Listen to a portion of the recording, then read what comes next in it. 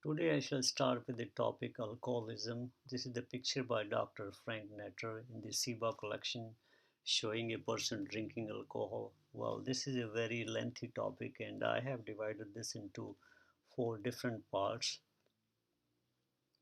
In part 1, I shall talk about brief history of alcohol use, some data and facts, alcohol use disorder and the alcohol withdrawal syndrome. In part 2, some tools to determine alcohol use disorder, CIWA, which is Clinical Institute Withdrawal Assessment Scale, MINDS, Minnesota Detoxification Scale, PAWSS, and Glasgow Modified Alcohol Withdrawal Syndrome and Richmond Agitation Sedation Scale. In part 3, the pathophysiology, signs and symptoms, and some risk factors for alcohol withdrawal symptom, treatment of alcohol withdrawal symptom, and some toxic alcohols and drug like fomepizole.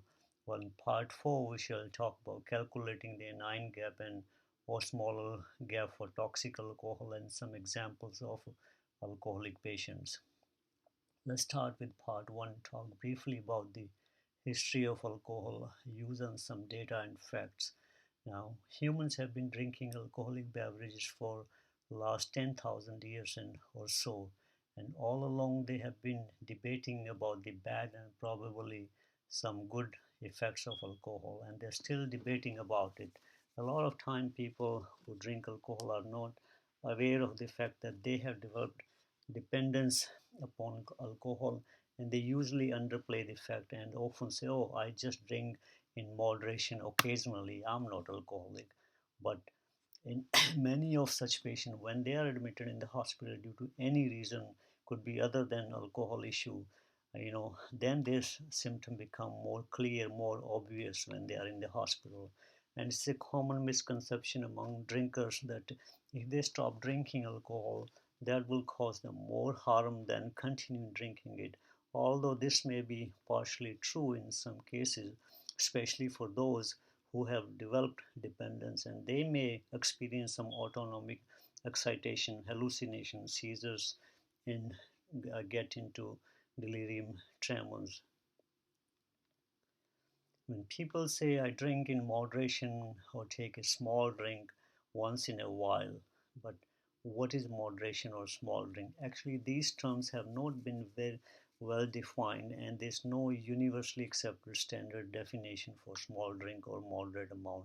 For some studies, moderate drinking means less than one drink per day, while for others, it means 3 to 4 drinks per day. Even among alcohol researchers, a drink is a actually variable amount. There's no consensus.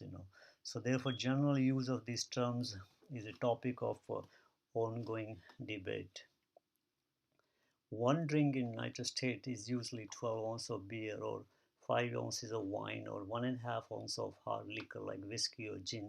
But besides this, there are a lot of wide range of microbrews available with higher alcohol content in the market these days.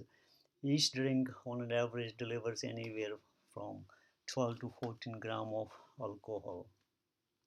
The percentage of alcohol in various liquors is like standard beer has 3 to 4%, strong beer 8 to 11%, wine contains 5 to 13%, fortified wines are stronger, contains 14 to 20%, and some spirits contain like 40% like rum, whiskey, gin or vodka. In the United States, alcohol is used by approximately 75% of the adult population, with about 7% incidences of alcoholism. Alcohol dependence rates are higher for men than for women and for non-blacks than blacks, although blacks have a higher rate of cirrhosis in them. Alcohol use presents serious public health and social problems, all of which are actually preventable. In the United States, alcohol accounts for approximately 100,000 deaths per year, with nearly 20% of these deaths are attributable to cirrhosis. On the global scale, this is the data from World Health Organization. About 13% of the total deaths per year in young population in the age group of 20 to 39 is due to alcohol consumption. Young people start drinking for fun's sake or due to some peer pressure in school or in college or during the social gathering or when they start their career. And and as time goes by, some of them start drinking more and more, and then then that's how they develop dependence. Heavy drinking is a major cause of preventable deaths in most countries. Every year all over the world, about 3 million people die as a result of alcohol consumption. That's a huge number. About 5% of the global burden of the disease and the injury is alcohol related. There is a causal relationship between harmful effects of alcohol and range of mental as well as behavioral disorder, some other non-communicable conditions and injuries. Besides health consequences, alcohol use causes significant social and economic loss to the person and the society at large. I know whatever data I present here, people still will drink, but a small precaution I would like to suggest here is to avoid staying outdoor for too long after drinking during cold weather. What alcohol does, it opens up the precapillary sphincter of the blood vessels which are present in the skin. As a result, more blood rushes to the skin, and you might be feeling good while doing so, but it's a not a good idea. It's a dangerous idea. You might be allowing heat to dissipate in the cold air. Basically, you're killing yourself by doing that because you're wasting all the body heat into the cold air, which you needed to maintain your body's core temperature. You need that heat for your internal organ like your heart, lungs, or your blood, and you're losing that heat can lead to hypothermia, and that can put you in trouble. And the person sometime who is coming to rescue you might put them as well in trouble. Let me come to the logic of discouraging people from drinking. When people say, oh, that they drink only in moderation once in a while, the question you should ask is, does drinking in moderation have any beneficial or any protective effect on our body? You know, and the answer is no, which is very, very hard to convince to drinkers because our brain gets hijacked by alcohol. I have a separate topic lecture actually about the addiction of opioid addiction and how those drugs, especially alcohol or opioid, hijack our brain rewarding system. Now, people like to drink and they come out with some kind of excuse in their favor, supporting their reason for drinking. Around 2007, there were some studies published highlighting that moderate drinking is good for heart and circulatory system and probably protects against type 2 diabetes and gallstones. This was supporting people's reason for drinking. What the question is, are these studies very reliable? Can these studies be proven and can they be repeated? And the answer is no. As a matter of fact, some patient selection bias and systematic errors were found in this study, and very careful analysis of this study found that the patient selection bias and systematic errors may have led to the claim that alcohol drinking in moderate amount is beneficial. So therefore, subsequently, a lot of similar prospective studies were done, and they did not find any protective effect on our body. It's very important to know the details of any study, how the patients are chosen, how the study is designed, how the results are interpreted, and what statistical method they are using in concluding their results. A lot of time the physician don't have enough time or enough training to review the data in detail, and the subject statistics is altogether different field for them, and generally they believe that if an article is published in a major journal then it must be reliable, but sometimes even in the major journal the published articles are questionable. Therefore, try to analyze the data yourself. The fact is that when you look at the entire picture overall, the adverse effects are much more than any beneficial effect, if there is any. I'm not aware of on any beneficial effect, honestly. According to the chief medical officer of the United Kingdom, there is no safe level of alcohol consumption. According to an article published in one of the prestigious scientific journal Lancet in 2017, showed that no level of alcohol consumption improves health. No amount of alcohol is safe for health. Now, let's take a look at the alcohol use disorder. This is also called alcoholism and is defined by the National Institute on Alcohol Abuse and Alcoholism as a chronic relapsing brain disease which is characterized by compulsive alcohol use, loss of control over alcohol intake, and negative emotional state when not using. There are four major cardinal symptoms for the like craving, loss of control, physical dependence, and tolerance. Uh, Craving is like a strong need or urge to drink, loss of control, inability to stop drinking when drinking has begun, and physical dependence is appearance of withdrawal signs and symptom after stopping drinking. Tolerance is the need to drink higher amount of alcohol to get high. The clinical sign and symptom associated with the cessation of alcohol consumption are collectively known as AWS, the abbreviation, which stands for alcohol withdrawal syndrome. The common signs and symptoms of alcohol withdrawal symptom are like elevated blood pressure or body temperature, tachycardia, sweating, trembling of the body, tremors in the hand, pupils are dilated, disorientation, hyperarousal state, grand mal epilepsy, some anxiety, insomnia, illusion, hallucination, and paranoid ideas, nausea and irritability. Uh, with so many signs and symptoms, sometimes it's hard to find out how we can diagnose and how we can determine, what AWS is basically. In order to diagnose someone with the alcohol withdrawal symptom that they have the AWS, you need to have at least these two conditions met. Number one, there is a clear evidence that patient has prolonged history of repeated drinking or high dose use, and recently there is a reduction or stopping of alcohol consumption.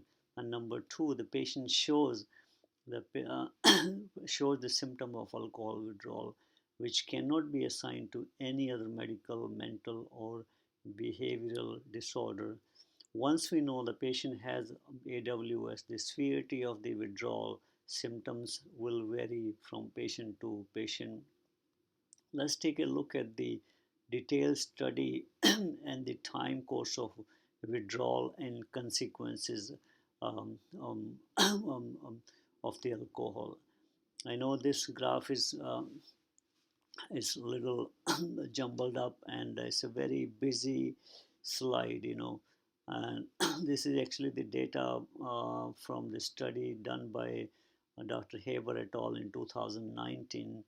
And along the horizontal axis, actually, we have the time, and along the vertical, we have the progression of the severity of the withdrawal. Now, when you look at the time around um, 6 to 12 hours after the last drink, the minor withdrawal symptoms start showing up, and they can last anywhere from 24 to 48 hours.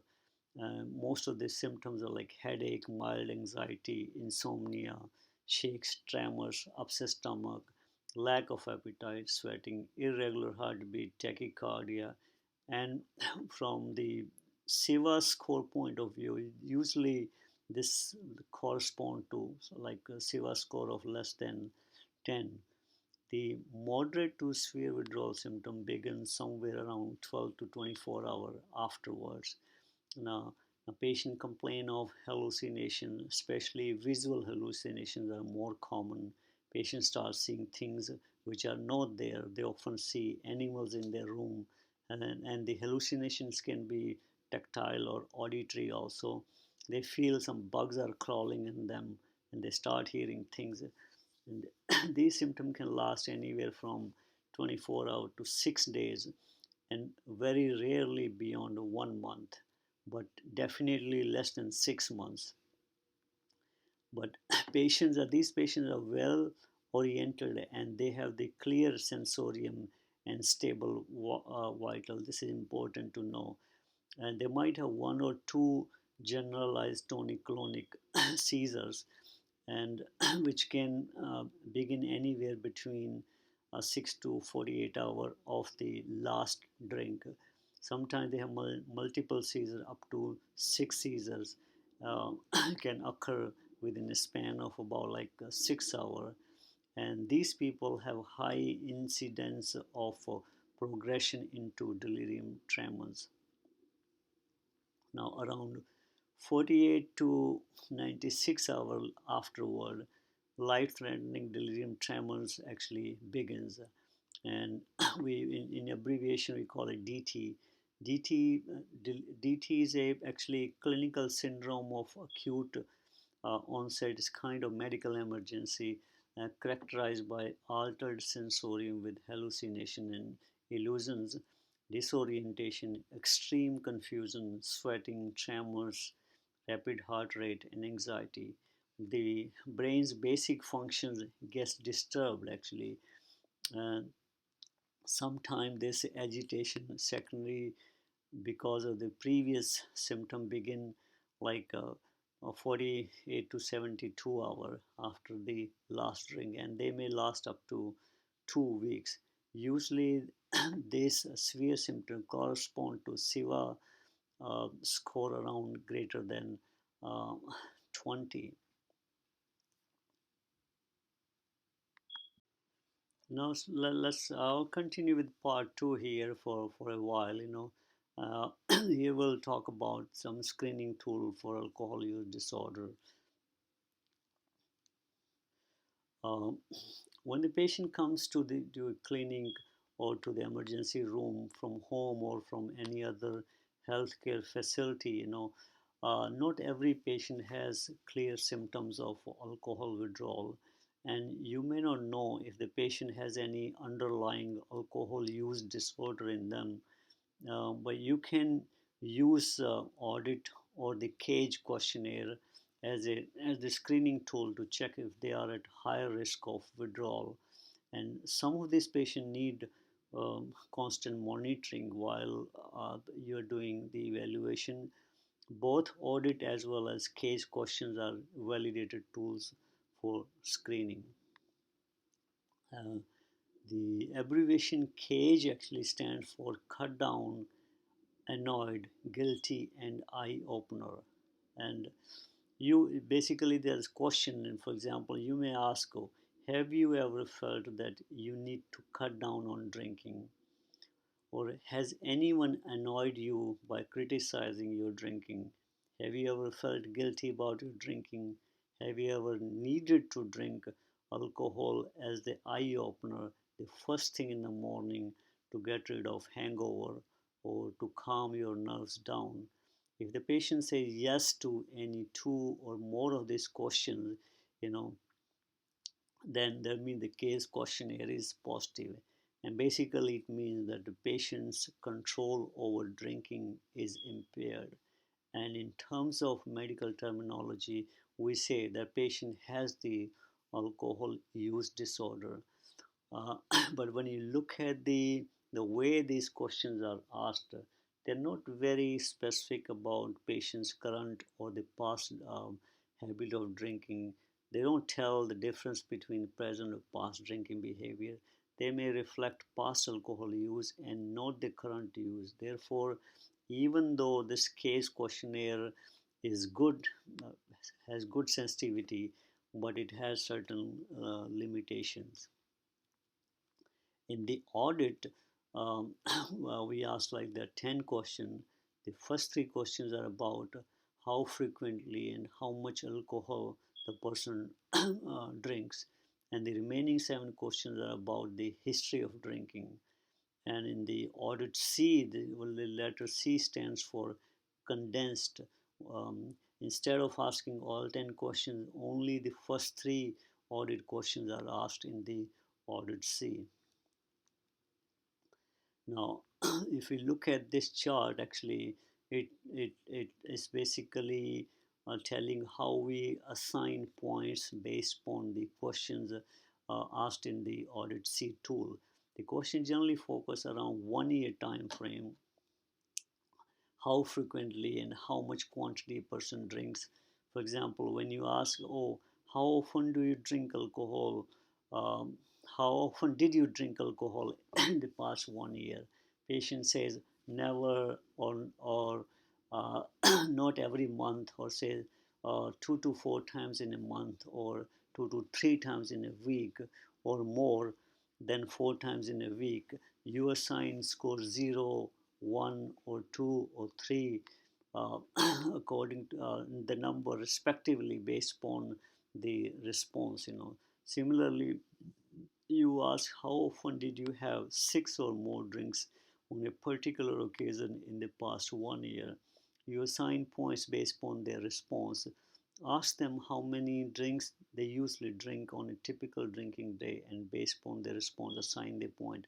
If the total audit score is greater than 4 in men and greater than 3 in women, that means those patients have the alcohol use disorder.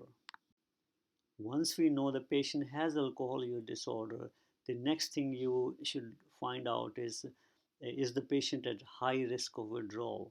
And you could use the PAWSS questionnaire. The PAWSS basically stands for Prediction of Alcohol Withdrawal Severity Scale.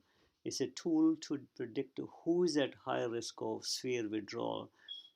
Again, there are 10 questions here, and the answer is either yes or no. Each yes answer means 1 point. A score of 4 or greater means the patient is at high risk of severe withdrawal. This tool has 100% sensitivity and specificity to detect complicated alcohol withdrawal in medically ill patients. There are certain factors, for alcohol withdrawal, certain high risk factor and some low risk factor. Like high risk factors, like if the patient has history of seizures or history of delirium tremens, or they are the one who are at high risk of withdrawal. Whereas a patient with no symptoms or no history of withdrawal, no history of seizure, um, and who can fully communicate, who can fully answer your question.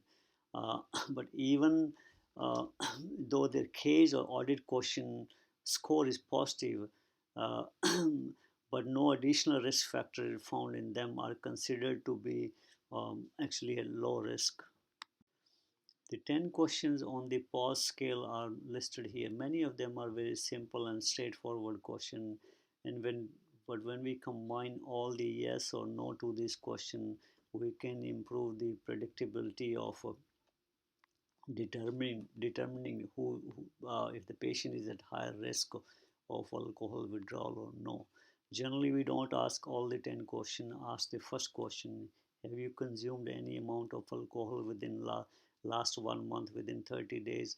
And if the patient blood sample is positive for the presence of alcohol, then you ask the remaining questions, like have you ever experienced previous episodes of alcohol withdrawal or alcohol related withdrawal, seizures, any delirium tremors or any blackouts, or have you undergone any alcohol rehabilitation program? Have you combined alcohol with any substance of abuse or any drugs like benzodiazepine in the last like 3 months? And is the patient's blood alcohol upon presentation more than 200 milligram per deciliter? The patient's heart rate more than 120 beats per minute. Patient has tremors, and is the patient sweating? And a yes answer to 4 questions mean the patient is at high risk of severe withdrawal. Next, we'll talk about, is there any way to assign numbers to the sign and symptoms of alcohol withdrawal? In order to do that, we can use either CIWA score or the MINT score to measure or quantify the alcohol withdrawal. Both of these are validated tools with certain exceptions and limitations. First, we'll talk about CIWA or the CIWA AR. The term CIWA stands for Clinical Institute Withdrawal Assessment, and CIWA AR is basically the letter AR stands for Alcohol Revised. It's a revised version of the CIWA. This scale is basically looking at 10 common signs and symptoms of alcohol withdrawal. But in CIWA scoring, we are not looking at the pulse rate or the blood pressure, which are part of the assessment of alcohol withdrawal itself actually. Here in CIWA, we are not asking question, but we are looking at the sign and symptom. Yeah, this scale can be administered by patient's bedside and takes about like 5 minutes. And the score anywhere between 0 to 9 means the withdrawal is minimal and the withdrawal medication may not be needed. Score of 10 to 19 indicate there is a mild to moderate withdrawal, and score of 20 or higher indicate patient has severe withdrawal and there might be impending DT. The maximum CIWA score patient can have is like 67. Um, the the 10 sign and symptom to assess in the alcohol withdrawal, like they're looking for agitation, anxiety, auditory disturbance, headache, nausea, vomiting, orientation, sweating, tactile disturbance, tremors, or any visual disturbance. Now, why do we need to ask so many questions? Is there any advantage of using CIWA versus not using CIWA? And let's take a look at this data, and then it will become clear why we need to use CIWA versus not using CIWA. This data actually here shows pre and post analysis from a single center, patients who were admitted on general floor, non-ICU floor. They looked at 216 patients at risk of alcohol withdrawal, and they found that by treating these patients based on the CIWA score, reduced the rate of delirium tremens by 14%, a significant reduction in occurrence of DT. So this is one of the reason the CIWA score started getting implemented at a lot of institutes. Now, in this study, even though by using CIWA, it did not change the duration of the therapy, and it also did not change the amount of benzodiazepine used for this patient. And you might ask question, why? What's the advantage of using CIWA? Are we trying to save the amount of benzodiazepine here if there's no change in amount of benzodiazepine or the duration of treatment? The whole idea is here basically trying to prevent patient going into DT. Our goal is not to save the amount of benzodiazepine. We don't want the patient basically going into DT. Uh, in a nutshell, I'll say like implementation of CIWA is associated with the improved outcome, and this is the one of the reason is commonly used for alcohol withdrawal patient to determine whether to give or hold the treatment to the patient, but it has certain limitations as well. Now, before you consider using CIWA, be aware of certain requirements for its use. Since CIWA is a symptom-based therapy and symptom can be common for so many things, therefore putting patient inappropriately just based on symptom very much possible, and we may end up using CIWA too often inappropriately. For example, in this retrospective study, done on 124 patients in Mayo Clinic for analysis of alcohol withdrawal, they found out that CIWA was appropriate only if the patient had intact verbal communication and patient were not delirious. And patient medical records should show that the patient was drinking alcohol heavily recently within weeks' time before getting admitted into the hospital. And they should have some history of alcohol dependence or abuse as well. Looking at the data shows that only 60 out of 124 patient met both the criteria for using CIWA, whereas 64 out of 124 did not meet both the criteria for using CIWA. So if you further break down these 64 patients, among them like 31% met no criteria for CIWA at all. What it means is these patients were not verbally able to communicate. They were not they were delirious, and their medical record documentation did not show any alcohol use disorder. 35 out of 64 had not been drinking heavily but could communicate. Since communication is one of the criteria for CIWA scoring, therefore, we could easily make mistake of including them based on the communication, but they were not heavy drinkers, So therefore, they did not qualify to be included for the CIWA scoring. Now, most importantly, looking at the data, 9 out of 64 patients were drinkers but could not communicate, whereas ability to communicate is important aspect of CIWA scoring. And again, you see here we can easily make a mistake of including them or putting them for under CIWA scoring.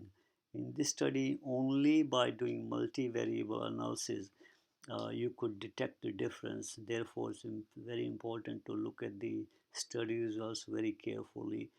Any unvariable analysis can give us wrong results actually. So what we learned from this study is that less than half, about 60 out of 124 patients met both the inclusion criteria for using CIWA tool. You need to be careful and look at the criteria which were included in the CIWA tool design. If you're using CIWA in ICU, SICU, or post-op patient should be able to communicate. Very important, and and should have been drinking in the recent past. Uh, Sometimes patient may not be able to tell you the details. You may ask the patient's family this question. If you are not able to extract any information from the patient, then instead of using CIWA, you may use your institute's standard of care protocol. Um, in conclusion, I will say when you look at the data, shows that applying CIWA and interpreting the results can be challenging, and indiscriminate use of CIWA can lead to wrong scoring and hence inappropriate treatment. Remember, CIWA is not validated to be used for patients in critical care units or in patients who are delirious, or it's not a diagnostic tool. It's not useful to differentiate uh, delirium tremors and delirium due to uh, delirium tremors or deliriousness due to any other medical condition.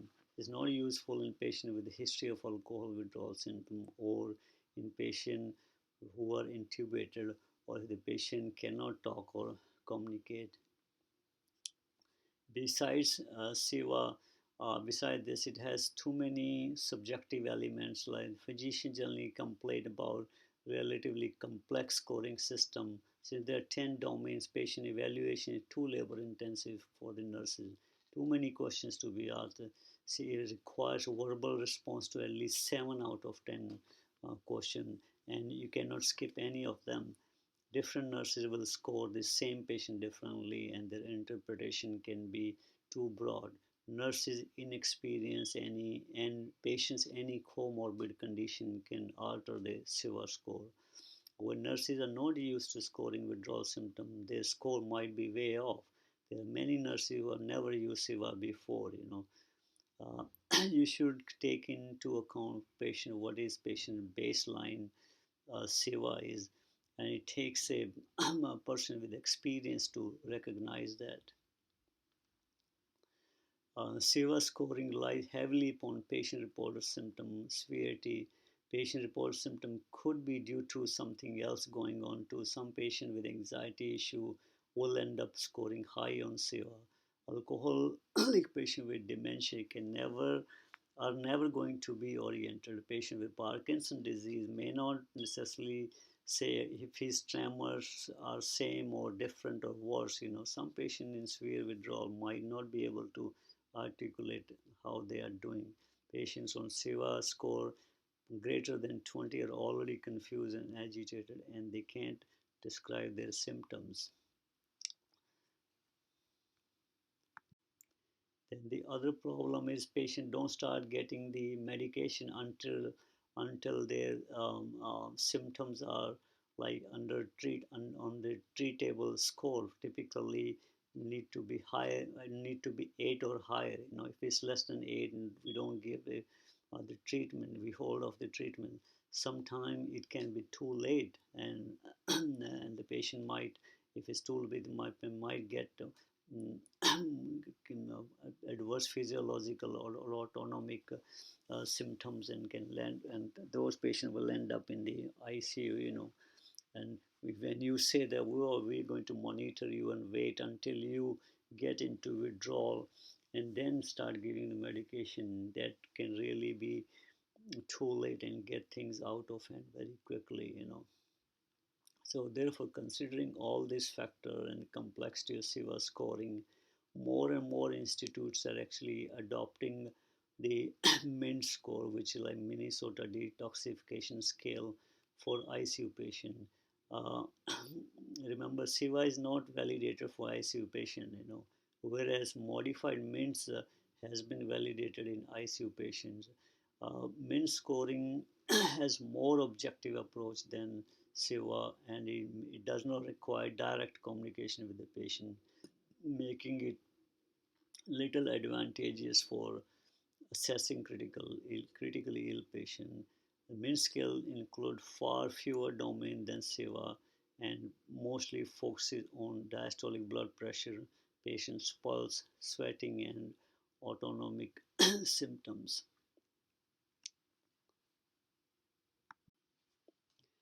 Let's take a look at this MINTS study in which they compared symptom-based benzodiazepine protocol versus non-protocol benzodiazepine infusion in ICU for treating alcohol withdrawal delirium. Um, it was a symptom-based protocol that looked at severe alcohol withdrawal in MICU and demonstrated that mean lorazepam equivalents were less when they used the MINT score as compared to the standard of care. And the investigator also noted that the benzodiazepine infusion duration was lower in patients who received MINTs-based therapy as compared to standard of care. Uh, uh, they, if you look at the main results outcome, uh, they looked at like time to reach the symptom control, the total dose of benzodiazepine, amount of time receiving continuous benzodiazepine infusion, length of stay in ICU and length of stay in hospital, any multiple benzodiazepine use, and any complications of the treatment. The historical control group was treated according to physician preference, which consisted of continuous infusion midazolam without protocol. The symptom-driven protocol used lorazepam administered initially as an intermittent intravenous dose and then later on progressing to continuous intravenous infusion according to locally developed symptom scale. The mean score standard deviation, plus minus standard deviation value for the outcome, the historical control group versus the protocol group were uh, like um, uh, time to control symptom 19.4 plus minus 9.7 versus 7.7 plus minus 4.9 hour. Significant, statistically significant cumulative benzodiazepine dose in lorazepam equivalent 1677 versus 1044. A time receiving benzodiazepine infusion, continuous infusion 122 versus 64. Length of stay in ICU 7.7 versus 5.6 days, and length of hospital stay 15.3 versus 8.9 days. Um, this study concluded that use of symptom-based protocol was associated with significantly decreased time to symptom control, amount of sedative required, the time spent receiving benzodiazepine infusion compared with the historical control. Therefore, the use of protocol is effective, but it requires very close monitoring uh, to ensure the protocol compliance is important and to avoid any uh, potential propylene glycol toxicity, because if you end up giving a lot of lorazepam contains propylene glycol. This is the slide basically shows the signs and symptoms of the uh, looked for it in the MINT scale, and the score assigned to them based on the severity of the symptoms. This is basically a detailed version of the previous slide.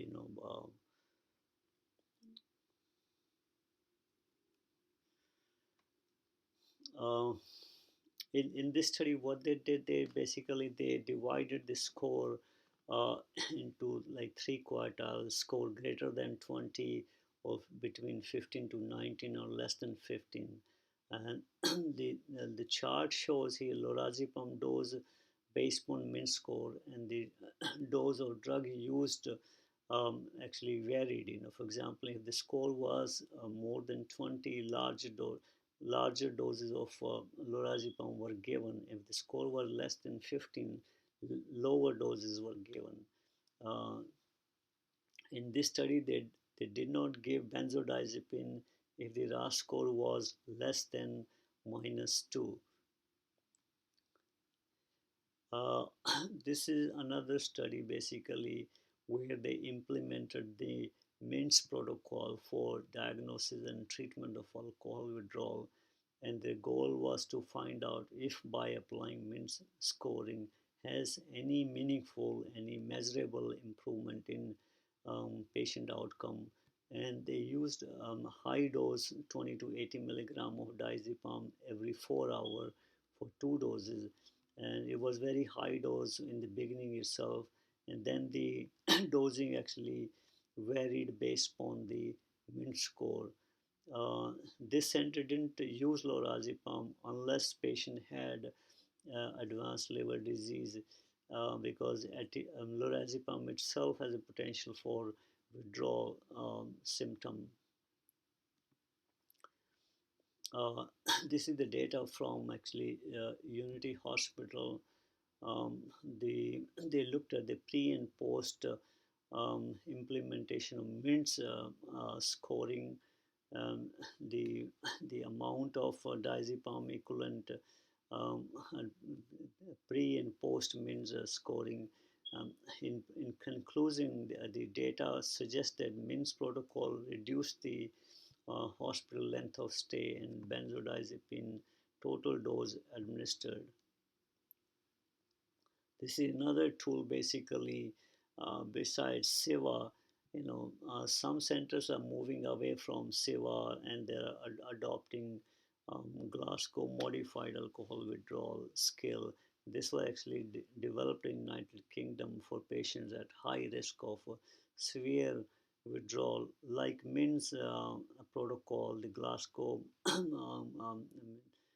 scale actually guideline uses simple scoring anywhere from 0 to 2 point, and they look at the 5 like symptom like tremor, sweating, hallucination, orientation, and agitation.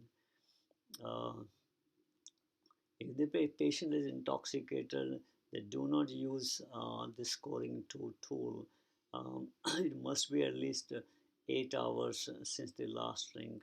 If the score is 0, repeat the score in 2 hours. Discontinue after scoring 4 consecutive occasions except if less than 48 hours of last drink. Uh, you can read it yourself and then look at the um, um, dosing basically. It's a simple. In this slide, I just put all the CIWA mints and the Glasgow um, scale together. What are the signs and symptoms they are basically looking for in the Glasgow modified Glasgow alcohol withdrawal? They are looking at the least number of signs and symptoms like agitation, orientation, tremor, sweating, or hallucinations. They're not looking at any vitals. Whereas in mints, we are looking at some vital sign like pulse or diastolic blood pressure. In CIWA, we're not looking at the vitals. When when you cannot use any of those called tools like CIWA, mints, we end up using the Richmond agitation, sedation scale, especially in ICU critical care units. And it's actually 10-point scale, anywhere from -5, which means unarousable, to +4, where patients are combative and generally used by the nurses. The RASS score of -3 to -5 means the patient is like over sedated. +1 to +4 means they are under sedated, and based upon the PAD-IS guideline, which is pain, agitation, delirium, immobility, and sleep disruption uh, guideline, basically RASS score of anywhere between -2 to 0 is like is considered optimal. That's our goal actually in most of the cases. I shall continue this topic um, in the next section under the pathophysiology and the and the and the drug treatment.